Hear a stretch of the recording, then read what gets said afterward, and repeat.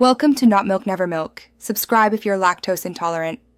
You'll start by securing anything you want to keep, because a factory reset removes local data. Once backed up to your Google account or an external drive, make sure you have the remote and Wi-Fi password at hand. Power cycle the TV, unplug for about 30 seconds and plug it back in to clear transient faults.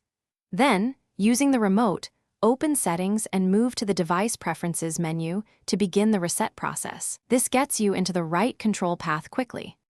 You'll now perform the reset itself, and I'll explain why each step matters. From Settings, choose Device Preferences, then Reset, or Storage and Reset, then Factory Data Reset, which clears system apps and settings to factory defaults. If the TV is frozen, switch to Recovery Mode, hold the Input or Power button combo. This boots a separate menu to factory reset safely. Before confirming, remove USB drives and unpair Bluetooth so nothing interferes during initialization, and be ready to re-enter account credentials afterward. Once the reset completes, you'll walk through initial setup. Sign into your Google account, reconnect Wi-Fi, and install system updates to prevent known bugs.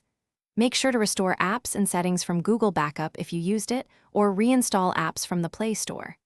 If the TV won't finish booting or enters a boot loop, use Recovery Mode to wipe the cache partition first. This often fixes corrupted caches. Then, if needed, reflash official firmware from USB as a last resort. Thanks for watching. If this was helpful, leave a like and consider subscribing. See you next time.